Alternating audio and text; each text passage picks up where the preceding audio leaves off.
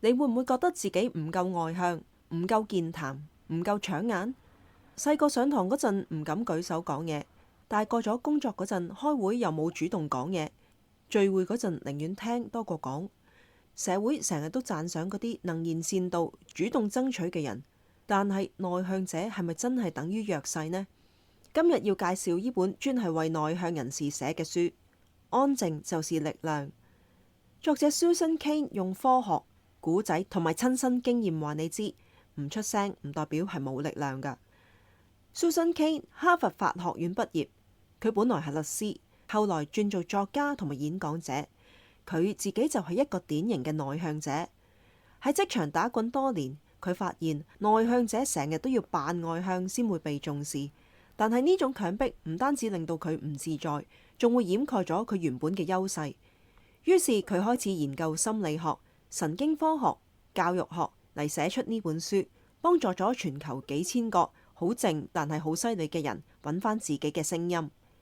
作者話：我哋而家係活喺一個外向型文化主導嘅世界。試諗下，學校會讚啲舉手快、答得大聲嘅學生，公司呢就會升啲中意講嘢、中意出風頭、中意 present 嘅人，連識朋友嘅都會話你要主動啲啊。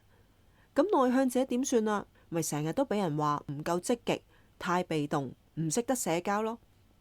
但係作者指出，外向其實唔等於成功。內向亦都唔代表冇領導力，問題唔係你內向，而係呢個社會成日都誤解咗內向啊。作者強調，內向唔係缺點，而係一種氣質。內向者有以下幾種特質：擅長深度思考，中意聆聽，更加有同理心，中意獨立工作，面對複雜嘅問題更加有耐性。你知唔知道 Bill Gates 係內向者，愛因斯坦係內向者，J.K. Rowling 佢都係內向者。佢哋唔係靠群眾魅力，而係靠靜中求變，發揮深層次嘅影響力。書入面分享咗一個實驗，研究發現呢，內向型嘅領導者反而喺面對主動型下屬嗰陣表現得更好，因為佢哋會聽人意見，唔會爭風頭，反而會成就到成個團隊。內向並唔係等於怕人怕事。作者話，外向同埋內向者最大嘅分別就係你喺邊度充電呢？外向者係靠同人哋接觸去充電嘅，而內向者就係靠安靜去獨處。例如開完會，外向者就會越傾越有力，而內向者就需要一陣靜落嚟嘅時間去回復精神。冇話邊樣係好啲嘅，只係唔同嘅模式嘅啫。內向者唔中意日日都參與 Happy Hour 同人哋聚會，反而中意安排獨處嘅時間，先可以保持最佳嘅狀態。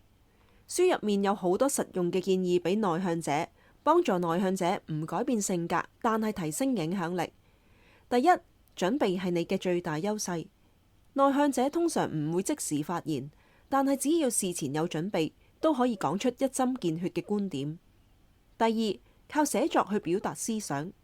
唔中意當面咁表達，可以透過 email、寫 report 或者社交媒體去表達意見，同樣都有影響力。第三，俾自己一啲獨處嘅時間，唔好成日逼自己出去 social， 適當嘅靜係力量嘅來源。第四，有選擇地咁出聲，唔係每次都需要講好多嘢，只需要喺關鍵嘅時刻講最啱嘅嘢。睇完呢本書，我最大嘅感受係唔需要成日逼自己變成其他人。我哋要學識欣賞自己嘅美。內向者應該欣賞自己嘅深度、溫柔、細膩、耐性同埋觀察力。正如作者 Susan Cain 話，安靜嘅人經常係最強大嘅人。咁你又覺得自己係內向型定係外向型呢？又點樣發揮自己嘅特質呢？留言話俾我哋聽啊！我哋下次見。